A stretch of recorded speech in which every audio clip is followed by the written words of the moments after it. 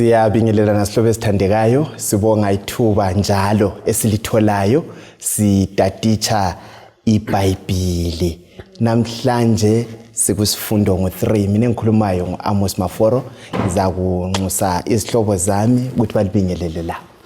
Salibonani babukeli labalaleli, sihlangana njalo kusifundo salamhlanje okhulumayo nguRuben Ngwenya. Siyajabula abathandekayo njalo bona siphinde sihlangane njalo kulesi sifundo salamhlanje okhuluma lani ngumfundisi uJim Lilo. Ngiyalibingelela lonke balaleli lababukeli ngegama lenkosi yethu Jesu. Okhulumayo nguMrs N Mpofu. Sizakhothamisa amakhanda sikhuleke singakangena esifundweni sethu. Asikhulekeni. Baba wethu okhona ekhaya ezulwini lalapha emhlabeni, sithanda ukukubonga ngelinye njalo ithuba osusiphe lona ukubana sihlale ezinyaweni zakho. Sikhulekela ubukhona bukaMoya eNgcwele ukubana sichasisele imfihlakalo esezwini lakho bese siphila ngayo. Kuthi ngezifundo ezinjengazona lezi sicela ukulungisiswa silungele ukuza kwakho sokusondele kangaka. Sikhuleka sithembele egameni likaJesu Kristu elingadanisiyo. Amen. Amen. Siyabonga amandlo. Ihlobo esithandekayo. Siyaqhubeka kukota yona le sifunda okunye ngoJesu. Isihloko sethu sanamhlanje sithi sona ukuziphakamisa kuqathaniswa lokuzehlisa. Ukuziqathanisa kumbe ukuzehlisa. Sifunke sikhanyele indaba zona lezi zombili. Kusizwe lesi esiphila kiso indaba yokuziphakamisa kuluntu. Kanti umuntu nxa kuthiwa uyaziphakamisa ngumuntu onjani, ozehlisayo ngumuntu onjani. Sikhuluma ngani nxa sikhangelele sihloko zakho? Umuntu oziphakamisayo umuntu othi nxa ebona kwasikhathi kusuza okumpahlana nje kuncane sizibona ungcono kulamunye umuntu. Ngamafitshane asihle sithina ukuziphakamisa ukuzibona ungcono kulabanye abantu. Whether ngenotho, whether ngokukhuluma, whether ngempahla noma yini, kodwa khonokho nje ukuthi uzibona ungcono kulabanye abantu. Uyabuziphakamisile. Ngwenya phela abantu bakini lani liyakuthanda ngangizwe selizidemeleza thina sesikhanya ngani asibantu. Kusani khonokho asike sixoxe indaba yokuziphakamisa siphakeme. Liphakeme. Ukuziphakamisa nje umfundisi kuchilo, ukuzehlisa uthi uphabanye abantu babuye kuqala wena bese muva. Alright. Omama mbonani bakwenza ngcono nxa ephakulula. Uqala phakulula imiganu yabanye bese cina ngowakhe. Uyabe sele waqeda phela epheka umama khona. No, siyabonga ukuthi ucabangele abanye abantu nxa ngizwa kahle ngazi mandlo khona ongakutsho lapho. Ayikho khona lokho nje osokuthintiwe ukuthi uyabuziqathanisa labanye ubususiba ngomuntu abanye bangabi yilutho. Maybe omunye umbuzo ngathi uvele khona kubonakala ngani othi umuntu asifana singakhangelanga khona ukuthi nxa ngikhangele ngelihlo ohlubone ngenkani. Alright. Nxa uthi uyamcebisa umuntu ufuna ukucetshiswa. Right. Ufuna ukuthi sonke isikhathi abe ngiyolawula izinto kumele lizwe yena. Nguyonezwe la. Yes, ngolezwe lokucina. Kunenge singakubalisa. Yeah, emsebenzini, ezimulini, esizweni, ezikolweni siyahlangana lakho lasemabandleni. Lapho esihlangana labanye abantu kodwa sizibone singcono kulabanye abantu. Bezwe ngathi yithi esilelizwe lokucina. Babone ngathi, babone mina. Nxa ngingasakhanyanga sengilohlupho. Sikhumbula indaba le isukela khona ngale ezulwini lapho okulenye indoda okuthiwa yathi izikhanyela yazibona njani ingcono kulabanye yasilwisa ukuziphakamisa. Omunye lobayo uthi nxa kulempi enkulu mfundisi Mlilo emele inqotshwe yimpi ulwisana lobumina. Usilwa lobumina lokho yikho khona wena ngathi usilwa lepride nxa singakubeka ngokuziphakamisa. So yiyo impi esingabe siphakathi kwayo. Singakhanyela phandle kwezepolitiki sikhanyele loba ngaphi abantu bayazicabangela. Kuleli viki yikho esizabe sikukhanyele. Sicela ke mandlo usikhanyelele indinyane yokwaziwa ngekhanda uLuka 14 ivesi 11 bese sidobha isingabe siyakudobha kuyo le. Ngoba wonke umuntu oziphakamisayo uza kwehliswa, futhi lo ozehlisayo aphakanyiswe. Tholanda bana mfundisi wakho. Yes, ngingakayi kangako kwalelo verse nginazo ukuthi umoya wokuziphakamisa ya usho kahle ukuthi siphakathi kwempi umoya phose ofinyela sonke noma ngayiphi indlela uzibona usukhonapho I think ngicabanga ukuthi silesililo sikaPaul uthi oh maye mina nizakuthini ngalomzimba wenyama ngenxa ukuthi okunye kuzalwa ukubana ngikhuliswe njani ngithe ngikhula ngafunda ukuthi kulabantu okuthiwa ngabantu ngithe ngikhula ngafunda ukuthi ukuba ngumuntu kuba lenotho kuba landane and so forth ngithe ngikhula enxe ngabona ukuthi abantu abomakhelwane mina ngingcono kulabo ngale besiba lo moya okungakhangeli ngokulinganayo abanye abantu so inohlupho esilalo lona lolo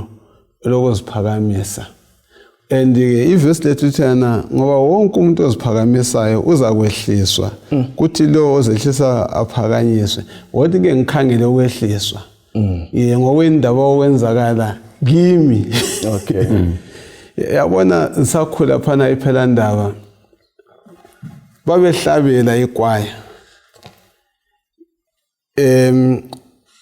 ngase ngithutha sengiphuzile kukwaya ngigijima mangase ngifuna ukushayina ukuthi bambona ukuthi ngiqanjana amanzi ukuthi ngiyandikiza yazi kube mnandi nxa sengiseqa amanzi so enhlizweni yami ithi bayambona yini alokhutha ugatsha buka wela phakathi kwechibi lamanzi ngadlula igedi ngiyishoti kwakulamantombazana khonapho awungabuzi lo sesengutsheli right babekhona bonke nje babekhona bonke ahlabonke alapha yeah so kwangehlisa ukuziphakamisa ukhwana ngahle kaba ludanga siyawubonga lo mzekeliso right so yikho sizathi sike sikukhanyele siqathanise ukuziphakamisa ukuthi koNkulunkulu kudingakalani ukuthi kwehlwe koSathane kudingakalani ukuphaka ungakhanyela uIsaya ngo14 ivesi ngo12 usiya ku14 sihlangana lapha le ndoda le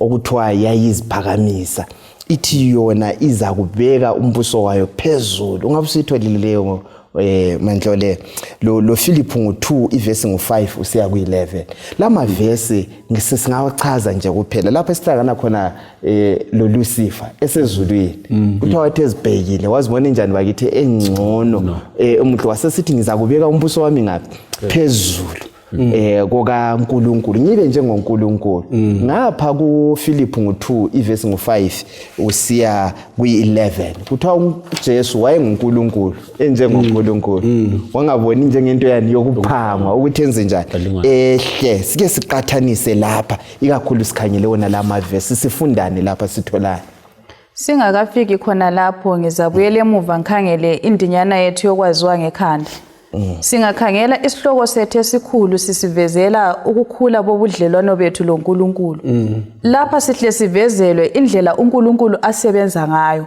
uNkulunkulu uthanda ukubana sizehlise ungafunda maforo uzathola ukuthi uNkulunkulu kade elindile ukuthi abalandeli bakhe babe lo moya okuzehlisa ukuze abamkelise izibusiso asibusiseke nxa siziphakamisa kuthiwa kukhulu ukudlula lokho esingakucabanga uNkulunkulu angasenzela khona nxa besingazehlisa ukhangele uSolomon engena ukuba inkosi ethi nginjengomntwana uNkulunkulu wamenzela izimanga lathi balaleli lababukeli nxa singaphila ngokuzehlisa singenza izinto ezimangalisa ukhangela abafundi bakhuluma bengafundanga bakhulume lamaloya labantu abafundile kumangalise ngoba uNkulunkulu uyasigcwalisa ngomoya wakhe nxa sizehlisa kakhulu yes siyabonga kakhulu isihlobo esithandekayo indaba yokuzehlisa yikho kulobu uNkulunkulu khona apha so kalokho sesichilo isungulwa nguLucifer nguyoqalisa indaba yani bakithi eyokuziphakamisa amelane lobuNkulunkulu nxa ufuna ukubona ukuthi isono lese uNkulunkulu uyasenyanya mfundisi Mdlilo kwehlula ukuthi ahlale lo Lucifer khona ngalezulweni kuthiwa kwaba lempi waxotshe ngemva kodwa esencenyiwe ya wenzelwa konke kwaba lempi waxotshelwa emhlabeni. uNkulunkulu lokuziphakamisa vele akungenelani akuhambelani. Ungasikhangelela uJohane wakuqala ngo2 ivesi ngu15 sisiya ku17. 1 John 2 verse 15. Lingawuthandi umhlaba loba olunye ulutho olusemhlabeni. Nxa umuntu ethanda umhlaba, uthando lukaBaba kalukho kuye. Ngoba izinto zonke ezisemhlabeni, izinkanuko zabantu abalezono, akulangazela kwamehlo ukulangazela kwamehlo abo kanye lokuzigqaja ngempahla akuveli kuBaba kodwa emhlabeni. Umhlaba lenkanuko zawo kuyadlula, kodwa umuntu owenza intando kaNkulunkulu uphila kuze kube nini. Nansi indaba ngwe. Ukuziphakamisa sisitholani lapha ikakhulu kule mcijo emithathu eqhathekileyo ezihlobo zami Mandlolo mfundisi lapha esitholayo lapha kumavesi la esiwafundile ukuphi esikutholayo.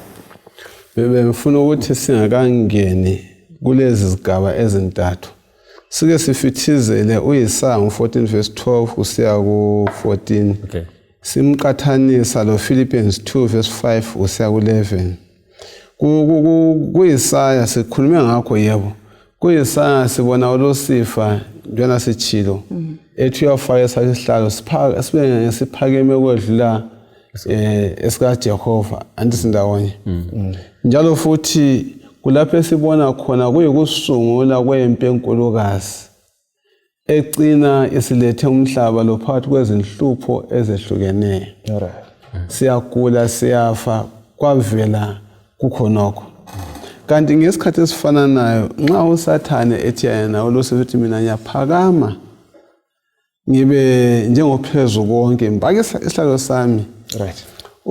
uKristu yena kuSphilippians kuthiwa wehla wathatha isimo somuntu athi umuntu kuphela isimo senxeko wazwa kuyalenga esiphambana wakufukufa okuyangesayo ukufa kwesigangi sokugcina ngokuzehlisa.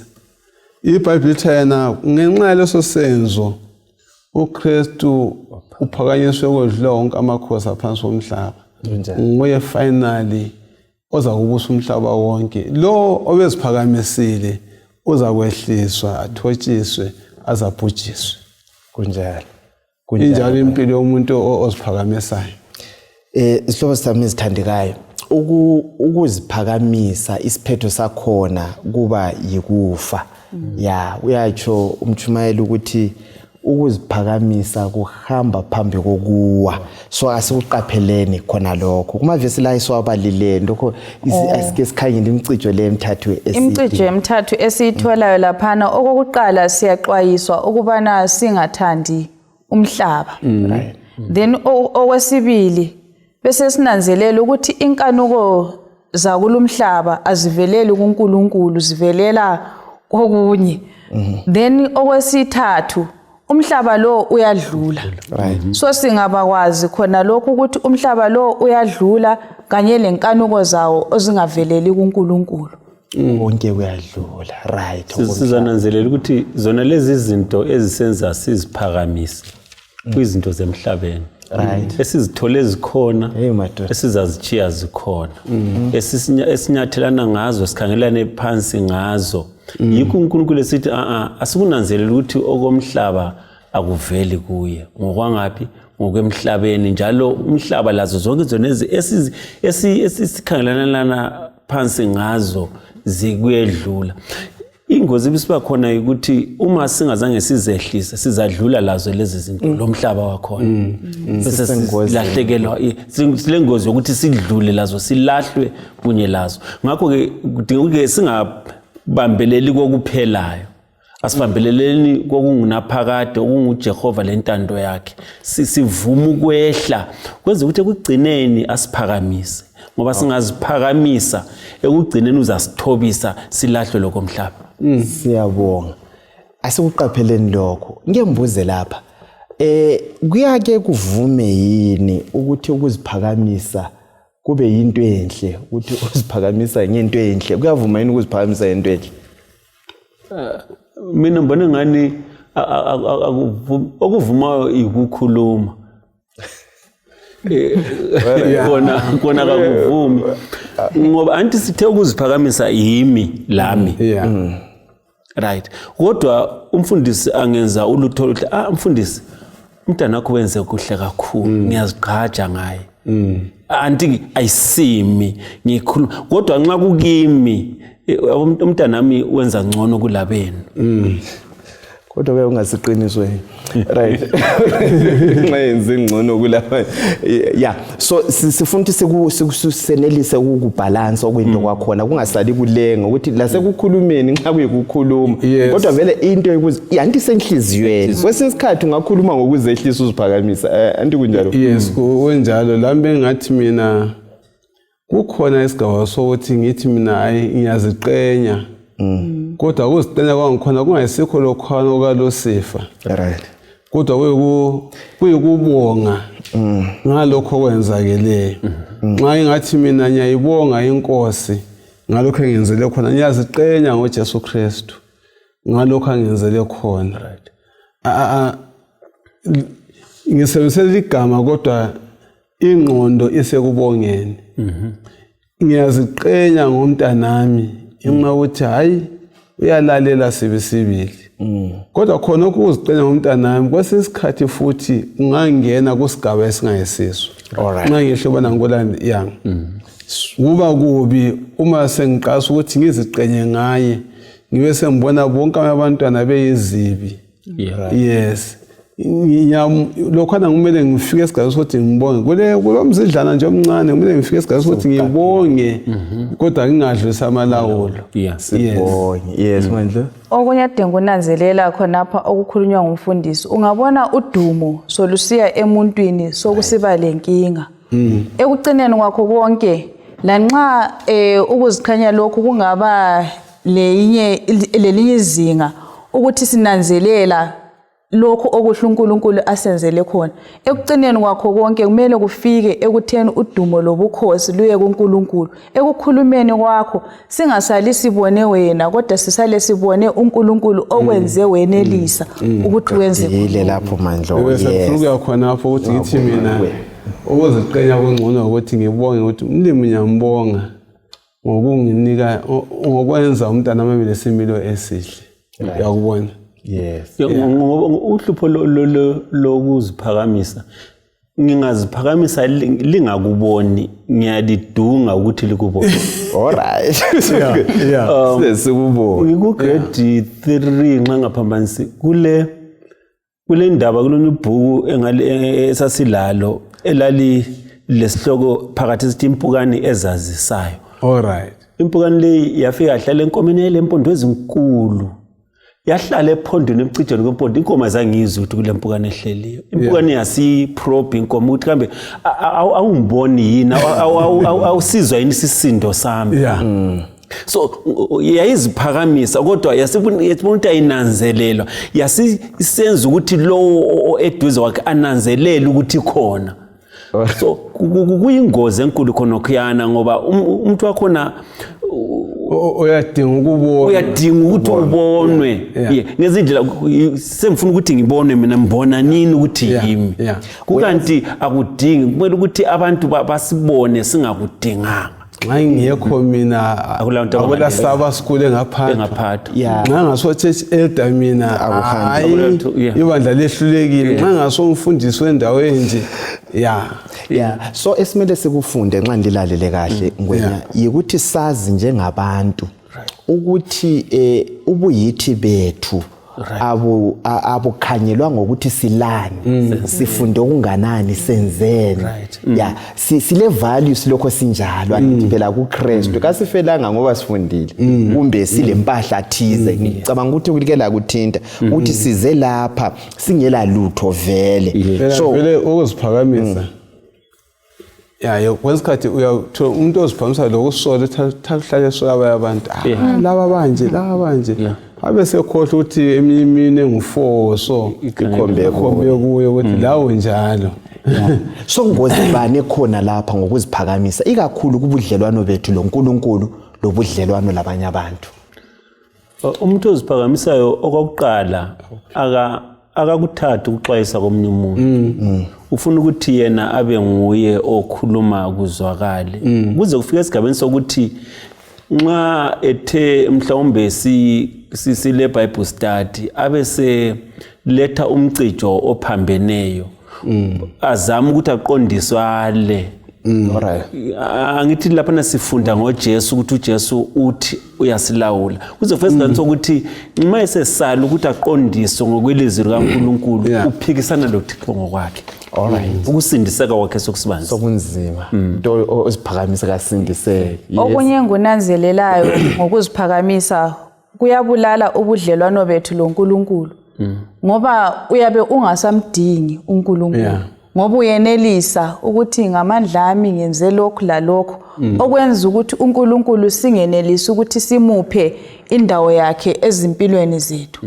Uyabusubona wenele antsho siyasithi nxa ulento zakho uyabucela ukudlula. Ngitsho labantu uyabungabadingi empilweni yakho. Ukanti futhi ungananzelela ukuziphakamisa kuthungamela ekubeni lomoya wokuncintisana we-competition lo kujajana ube sokusenza ukuthi ubudlelwano bucine busiba munyu komunye ukuthi ngangcono mina ngibe right kulokuthi ngibe lomusa kuwe kakhulu. So labantu ongeke wahlala labo wagwetshisa labo abaziphakamisayo. Nxa sikhuluma ukuthi kanti kwenzani kubudlelwano bethu. Kwesikhathi nxa kulomuntu oziphakamisayo kunzima ukuthi uphile laye kanti njalo ezabamba inkani. Ezakwenza isikasumana phakathi kwabanye abantu. Akula umuntu okufunayo. Right. Khonokho nje ukuthi yena lami ngingumuntu ngiyafuna lami ukuthi kwesikhathi umuntu oziphakamisa la nhlonipho ngoba ubona engcono labanye abantu so awuphile kuyena. So kuyadiliza ubudlelwano. Imithado eminingi ichabalele ngokuziphakamisa. Ungacabangeli omunye umuntu. So asikuqapheleni isihlobo esithathu. Obaba lo mama bonke yikho iBhayibheli thina lizehlise omunye komunye. Lingewena lizehlise omunye komunye libe zinkunzi lobabili egumeni lenu. Awukazi kwaba la nkunzi ezake saphila sibasinye. Uyadile kumthatho. So udinga uzehlisa kakhulu. Amavesi abo Ndlovu lawa esimele sibabalele sibe ukuthi bazehlise. Asikhangele uLuka ngo18 ivesi ngo9 siya ku40. Sike sikhangele kunale indaba yokuthi uyazazi yini ukuthi Jeremiah uthi inhliziyo yakhohlisa kambe mbani ongaba yini nginjenje yabo but umele ufunde ukuzazi ukuthi wena ungumuntu onjani angithi phela ke sikhangele abakhonzi labo ababili ukuthi babemi kanjani. Yes. Verse 9. Yes. Kulabo ababezethemba ngokulunga kwabo beyisa abanye. Right. uJesu wakhuluma umzekeliso lo wathi amadoda amabili aya ethempelini ukuyakhuleka omunye engumfarisi njalo omunye engumthelisi. Umfarisi wasukuma wakhuleka ngalokho ayeyikho khona wathi Nkulunkulu ngiyakubonga ukuthi kanginjengabanye abantu izigebenga izixhwali izifebe njalo kangifani lomthelisi lo. Ngizila ukudla kabili ngeviki njalo nginikela okwechumi okwenzuzo yami yonke. Kodwa umthelisi wema bucwadlana laye wesaba lokukhangela ezulwini kodwa wazehlisa kakhulu wathi Nkulunkulu ngoba lesihawu kimi ngiyisoni ngiyalitshela ukuthi indoda le hathi leyana eyinye yabuyela ekhaya isilungisisiwe phambi kukaNkulunkulu ngoba lo oziphakamisayo uzakwehliswa lo zehlisayo uzaphakanyiswa. Nansi indaba ngwena yabakhonza ababili uJesu uthini ngabo lawe ufundani lapha yiziphi izifundo esingabe siyazithola wathi inhle ngikwenze kube kubi kakhulu right ngikulethe kubandla lesikhathi sokugcina laseLaodikia ngifunda lapha uSamuel chapter 3 anisayazi sonke from verse 14 kodwa ngilanda le ethiyana ngakho njengoba ubuthukuthu ungachisi njalo ungaqandi uthi wena uthi nginothile sengizuze inotho njalo kangisweli lutho kodwa kawunanzeleli ukuthi uyahlupheka ulusize ungumnyanga wesiphofu njalo unqunu ngiyakucebisa ubana uthenge kimi igolide elihlanjulwe emlilweni ukuze unothe ugqoke izigqoko ezimhlophe ukuze uvale ubunqunu bakho obulihlazo lamafutha okugcoba amehlo akho ukuze ubone. Nginanzela lapha indaba yombuzo obuzayo kuyasithinta lathi. Umbuzo uthena uyazazi yini? Phakathi kwamadoda amabili ngibona omunye wayengazazi ukuthi yena ungumnyanga unjani yekho eziphakamisa athi mina ngenze lokhu mina ngenze lokhu mina ngiyilokho. Omunye wazazi futhi ukuthi angilalutho ngisoni ngilokho. Kuqakatheke ubana sizwisise ubana senjani kusambulo laphana kudinga ukuthi lebandla futhi lizazi ukuthi linqono kalilalutho bese sidinga kuNkulunkulu ukusizwa kakhulu ukuba sibe zazi kwenye. Sike sakuthinta ukuqaliseni ukuthi umhlaba lezinto zawo. Lubaba ufike esigabeni sokuthi atshela uNkulunkulu ukuthi kuyini yena akwenzayo. Ngenza lokhu akubalise aze atsho lokuthi ngingcono ngoba kangifani lalo umthengisi. Yena usehle wazifaka esikalini wazibona engcono wazibona elungile. Kodwa ungakhangela lo kuthiwa wehluleka lokuthi aphakamisela amehlo akhe ezulwini wathi Nkosi yiba lomusa kimi mina sona. Now asisingananzelela ke lapha omunye kazazi ukuthi ungubani. Omunye uyazazi ukuthi uyisoni kodwa lo omunye uzithethe wazifaka ngaphezulu kwezoni ungcono lanxa engona wona ngcono kulalapha ngoba wani uyabuyisela kwechumi nxa kuthiwa ababuyisela kwechumi abangabuyisela kwechumi yena akakho laphana ngoba uyabuyisela nxa kuthiwa abangakhulekiyo abangazi yena akakhuleki kuphela uzila lokudla. Alright. So uzifaka esikaleni ufaka uthango uyazibiyela ukuthi yena hayi laba abanye yizoni mina kangisiso. Yiki iBhayibheli lisithi umuntu onjalo uNkulunkulu uthi isono lesana ngithi it's a grievous sin. Isono lesana siyakhoroda siyalimaza kakhulu ngoba singaphakathi kasibonakali lula. Alright. Nxa sihamba sihlezi sibane angeke ubone ukuthi oziphakamisayo ngubani kodwa ngaso kusesiba ezenzweni ekukhulumeni sengikhona enjani ebonakala. Uqamba izinto azenzileyo ukuthi mina kangisindiswe ngenkani ngoba ngenze lokho mina ngenza lokho nyinje izenzo zani zomlayo. Alright. Mina okunye ngufundileyo lapha ngabantu laba ababili izikhonzi lezi ezimbili omunye uziqathanisa labanye. Lakhona lokhu lathi kuyake kusilinge ukuthi lanxa ngiwona kodwa kuba naye amfike usukhangela ngendlela ayenza ngayo. So lo iphutha lokuqala alenzayo ukuthi uzilinganisa labanye abanjengaye. Lo ngiyacabanga ukuthi wakhangela kuJesu. Right. Nxa sisondela kuJesu sizibona ngelihlo elichiyeneyo. Ungakhangela uJesu ngendlela ayiyo yona lokuphakamisa ubuso ngeke uphakamise ukhangela uthando asithande ngalo lendlela asiphatha ngayo vele ukuzehlisa kuhle kube lula ngoba sikhuluma ngomuntu ophakemeyo olomusa olothando omsulwa ongazange ona. Right. Yengaboleka ibala lesilungu kuleyo bantu ababili. Lo nxa ezikhangele uzibona elevalo. Right. Uzibona eqhatheke kwedlula abaningi.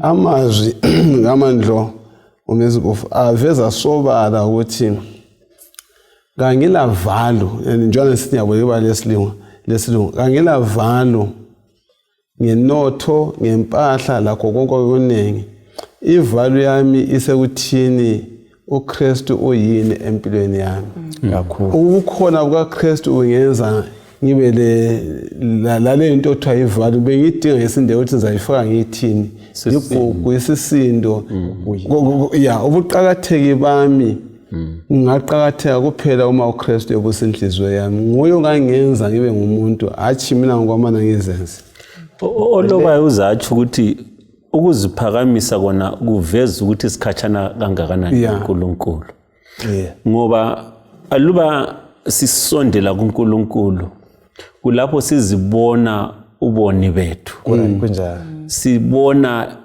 ubungcwele bukaThixo njalo nxa sisondela okwenzakala yilokho mina ngihlezi duze kaMandlo lapha sikhatshana la khatshana umango phakathi kwethu umkhulu kodwa uma ngisondela kuJehova la yesondela kusenzo sokuthi sisondela kuJehova umkhandlo phakathi kwethu futhi la uyancipha kansoze ngimbone ubunguye bakhe ngoba ngikhangele kuJehova njalo ubudlelwano bethu buyahlambuluka siyabonga awona iBhayibheli kalisincithi liyasinika izibonelo liyasinika uMoses ungafunda umsebenzi ngo7 verse ka22 iyaveza ukuthi uMoses wacetshiswa wafundiswa yiyo yonke indlela kodwa nxa usiya kuHebrews ngo11 verse 24 ezathi usiya ku26 iyakutshela ukuthi enjalo ecebe ukumangalisayo efundiswa umangalisayo nxa sofika ukukhetheni wakhetha ukuzehlisa wahluphela abantu bakaNkulunkulu ukubana abe inkosi yaseGibhithe kakhulu manje ungasikhangelela amaHebheru nge11 verse ngo24 siya ku20 selethele umlingiswa lo uMose sike sikhangelela indoda uyayichasisa la ukuthi ayifunde kakhulu angithi phela kuthiwa wayesazi konke eqeqeshile lezempini lezi wayelibutho elikhulu kakhulu ehlonitshwa lezepolitiki eliloya uMose kuthiwa leze ezomnotho economics wayezazi kodwa nangu uMose wenza njani lapha kuverse 24 Ngokukholwa uMose esekhulile wala ukuba aziwe njengendodana yendodakazi kaFaro wakhetha ukuphathwa kubi kanye labantu bakaNkulunkulu kulokuba akholise injabulo yesono okwesikhathi esifitshane wakhetha ihlazo ngenxa kaKristu njengegugu elikhulu kulenotho yaseGibhithe ngoba wayekhangelele umvuzo phambili ngokukholwa wasuka eGibhithe engalwesabi ulaka lwenkosi wabekezela ngoba wambona lo ongabonakaliyo right nansi indaba lapha ngwenya sike sikhangele indaba kaMose kuthiwa wathi esekhulile nxa ngikuzwa la kuthi ukuthi umuntu nxa engakakhuli uyabeziphakamisa nxa usukhulile nxa usumature mbona ngani indaba yokuzehlisa vele ayisoyabantu vele abancane ngoba nangu uMose sekhulile kuthiwa wayefunde kakhulu ngoba kakhulu nxa sisho njana ngoba X2 verse 12 right wayengakakhuli waba wasebenzisa imizwa wabona nangu umGibhithe lapho hluza umuntu wakibo wathaza ngapha lapha wonke awulamuntu ombonayo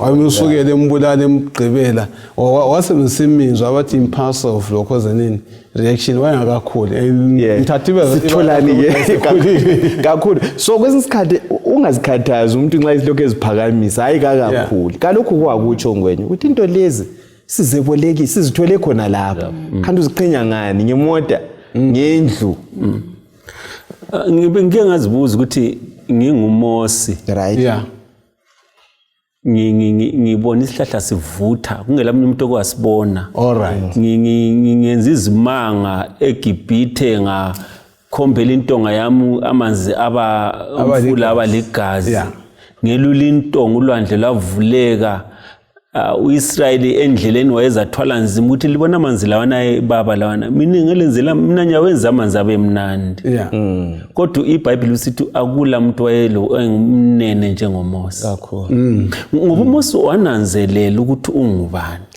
lokuthi obusayo olawulayo empilweni yakhe ngubani? nguJehova. Njalo wasesenza konke lokhu wakubuyisela kumenzi onguJehova. So aluba singafunda kuMosi, kuningi esingakufunda ngoba uMosi uNkulunkulu wenza izimanga ngoMosi, uMosi kenzanga isimanga.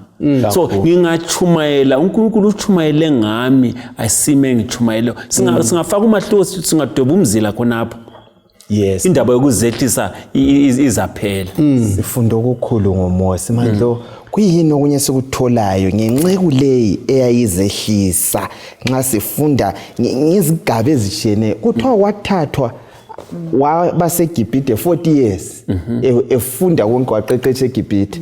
Umlimo wamkhipha wamsenkangala okweminyaka emingaki 40 emkhipho kweGibhithe lokho emfundisa ukuthi kuzathunganyelwa njani ubani uIsrael.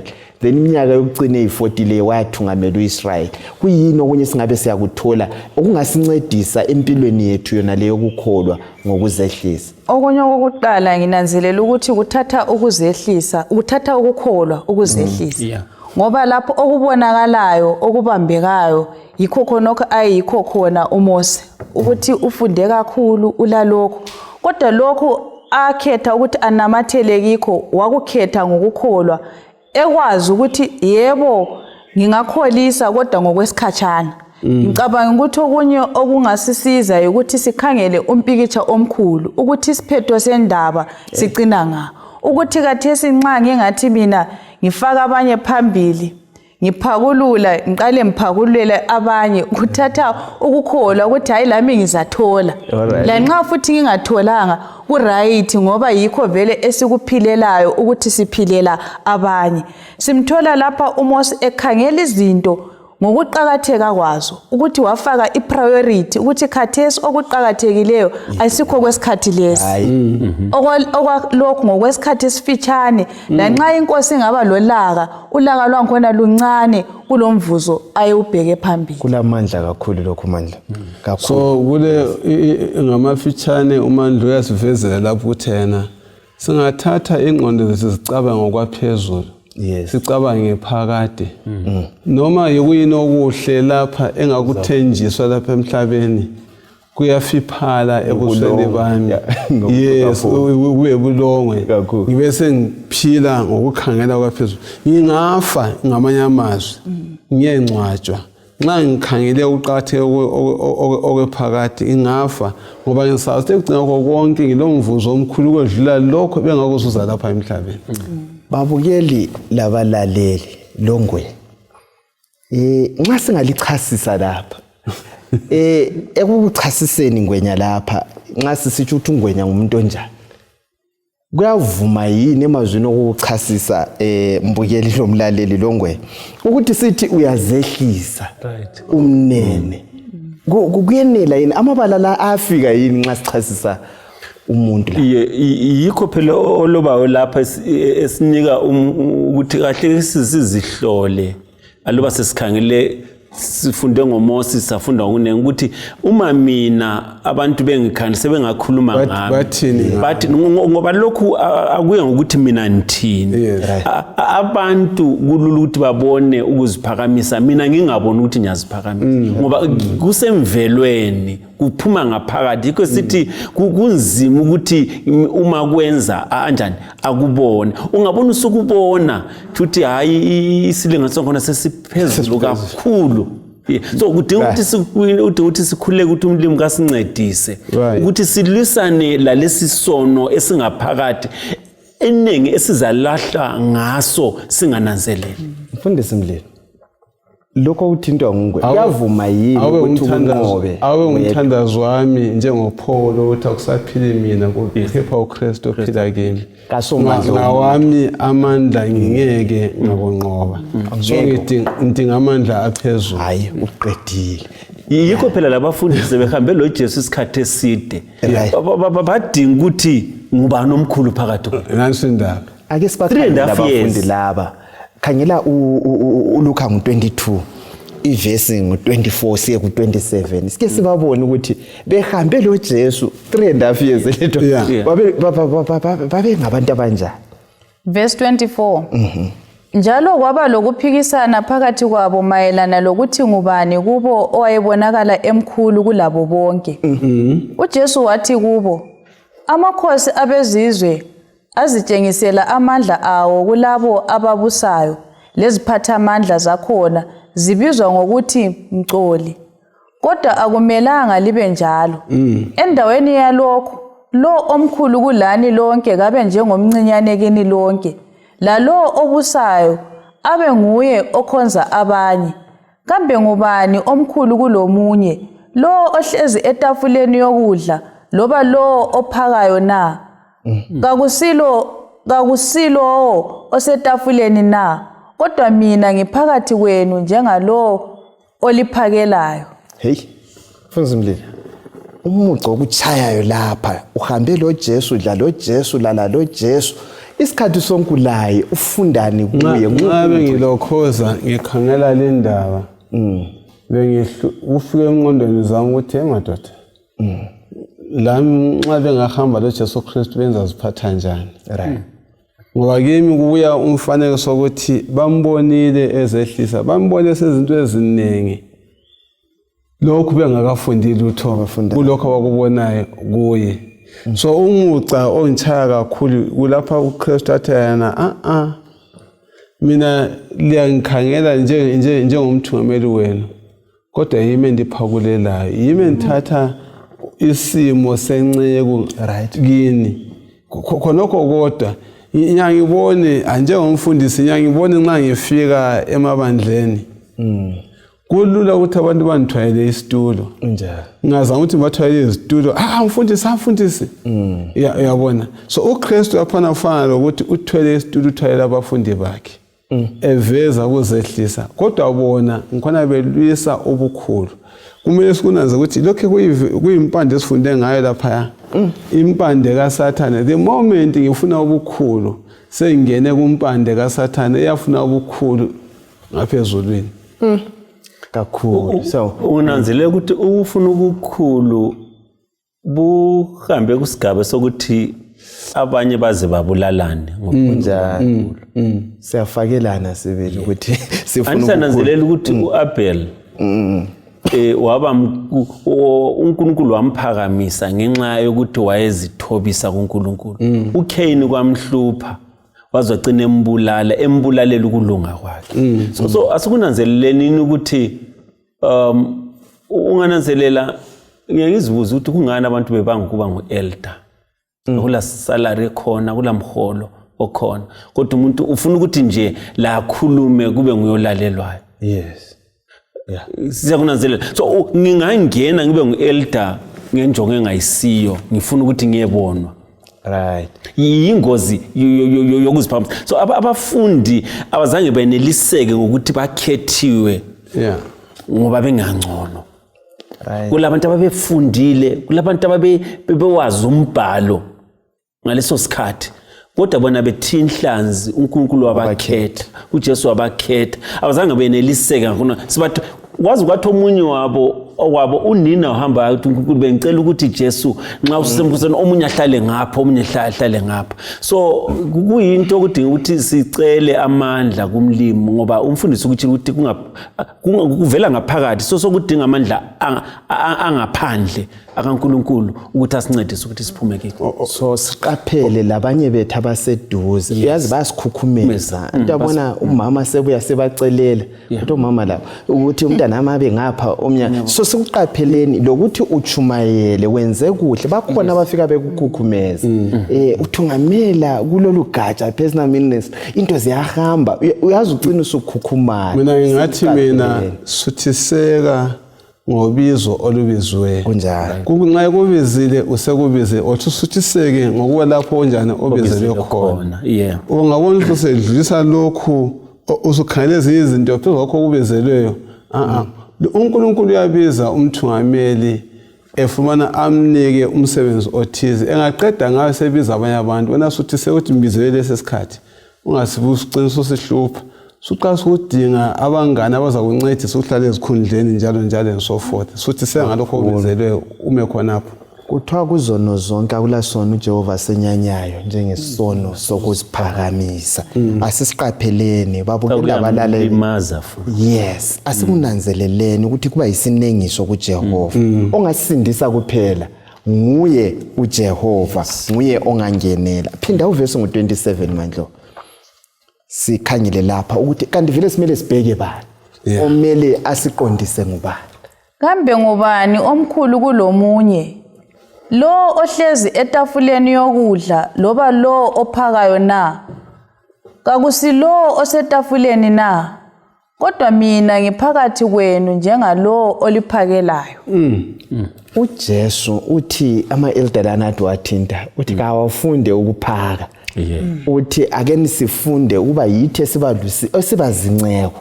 Angithi phela kuyini udaba olumqoka kumavesi la esiwabalile olilethwa nguJesu kubafundi bakhe okugoqela mina lawe namhlanje.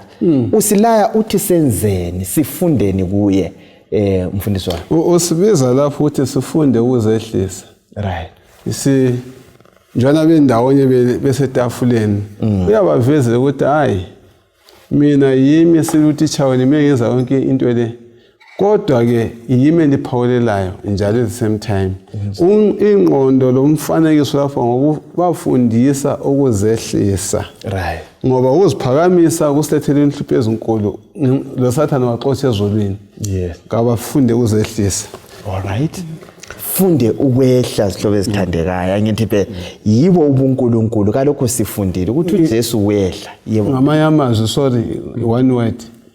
Yena uba yisibonelo ngokwenza kwakhe. Kazange akhulume kuphela ngomlomo. Ngoba yisibonelo sokuzehlisa. Uyenza. Yebo. Sinanzelela khonapho ukuthi uJesu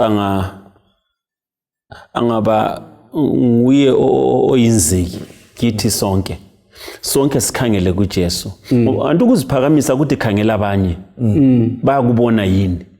Kodwa singakhangela uJesu sonke ukuziphakamisa kuza kwehla ngoba akekho ozazixega lomunye singizaxeganisa impilo yami lobungcwele bukaJehova ngizibone ngiyisoni esidinga uJehova ukuthi kanjani asisindise. Lo uvesi uFiliphu ngo2 singakhangela sisukele kuvesi ngo3 sisiya ku8 sike sikhangele lesi sibonelo lesi uthi verse 3 lingenzi lutho ngokuzikhukhumeza loba ukuziphakamisa okuyize kodwa ngokuthobeka khangelani abanye njengabangcono kulani. Lingazikhathaleli izifiso zenu kodwa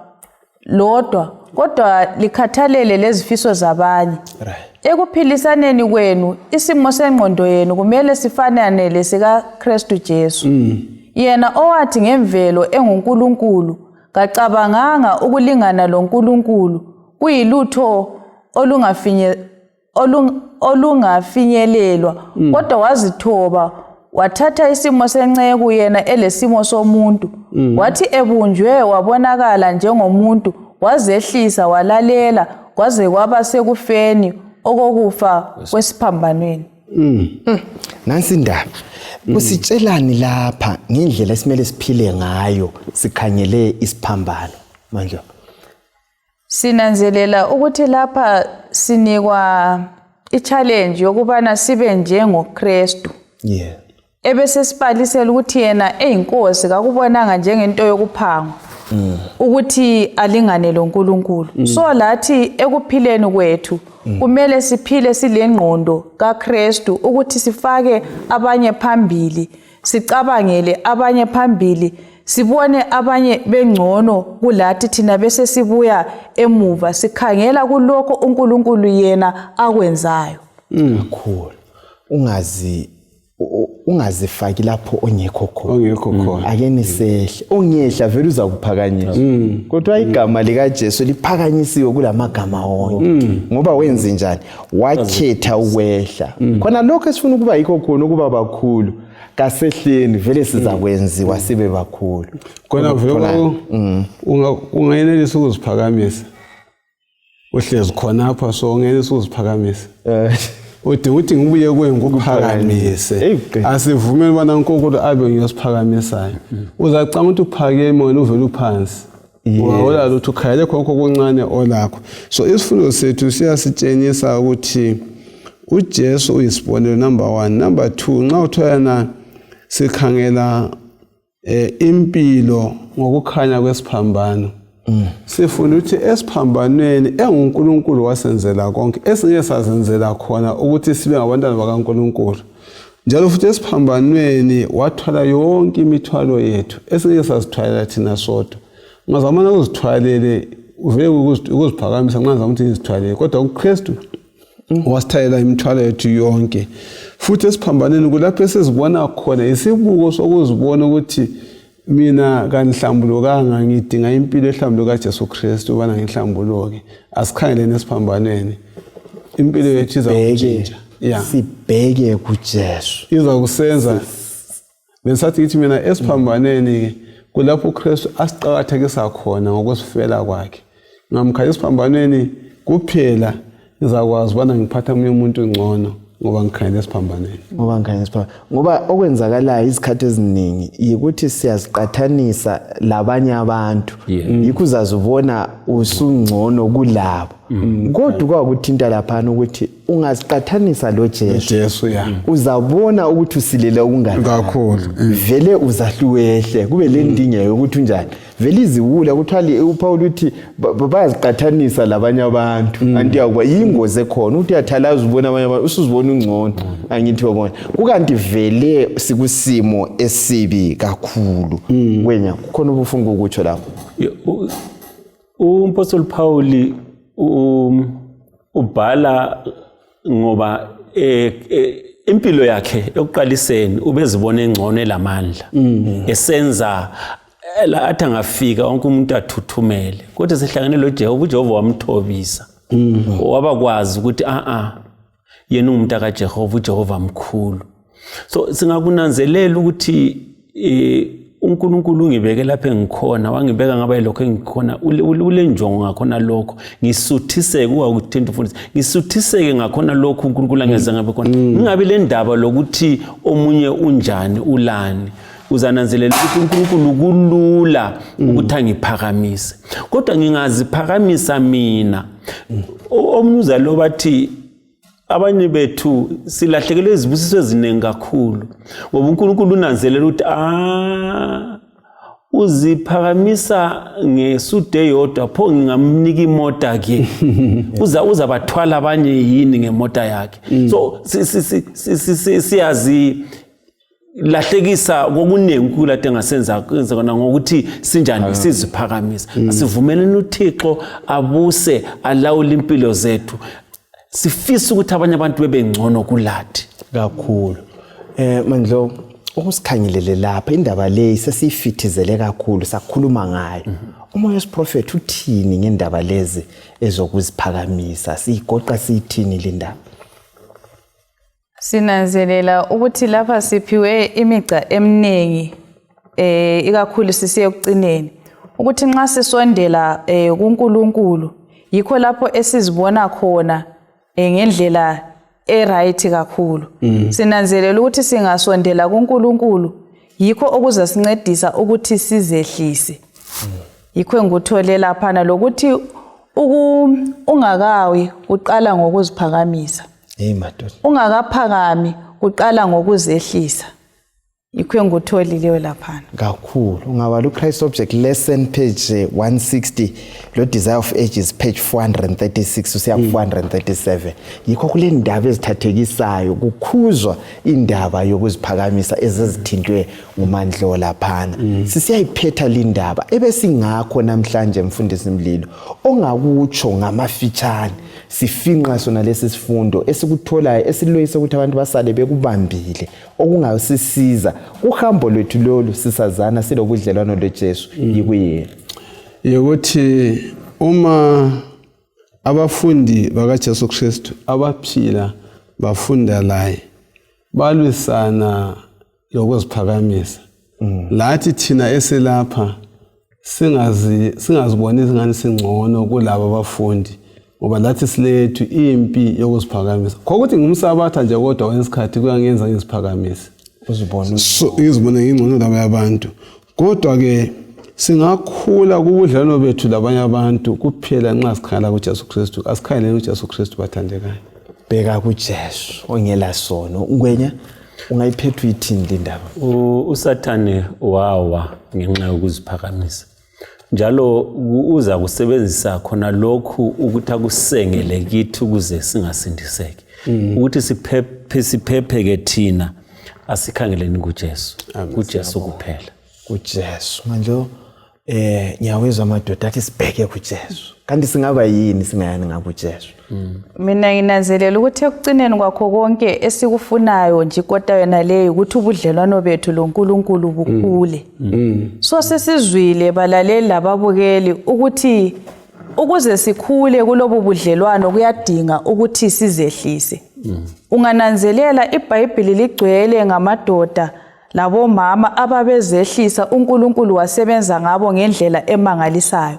La namhlanje ngo-2026 uNkulunkulu ulonke efanana engenza izinto ezimangalisayo ngempilo yethu nxa kuphela sizehlisa. Ngosuku uNkulunkulu usebenza ukubana sihlambuluke sibe njengaye. So ngaye siyenelisa ukuthi sizehlise. Siyenelisa ukuthi sizehlise. Isihloko zami babukeli labalaleli siyabonga ithuba isibelalo sifunda okunye ngoJesu. Oqhathekileyo yikuthi kasifundeni ukwehla. Abalingiswa abambalwa eBhayibhelini abazehlisayo oJohane uMbhaphathizi baphakanyiswa. uJesu waze wathi akula mprofeti odlula uJohane uMbhaphathizi.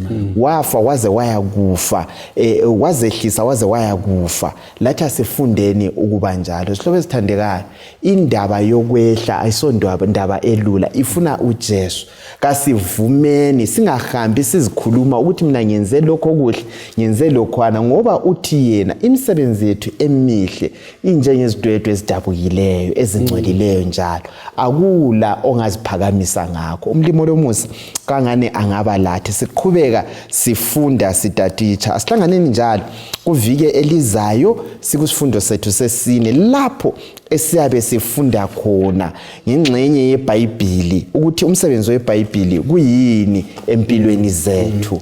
Leli thuba ngiza kucela uElder Ungwenya asivalele ngomthandazo. Baba ingcwele okhona ngikhaya ezulwini, siyabonga ngesifundo lapho ofisa khona ukuthi ulungisise izimpilo zethu, ususe ukuziphakamisa kungene ukuzehlisa. Sincediseke msindisi ngoba ngawethu amandla aseke sikwanelise lokho. Bese kusithe kupheleni siufanele umbuso sisindiseke ngayo uJesu inkosi yethu.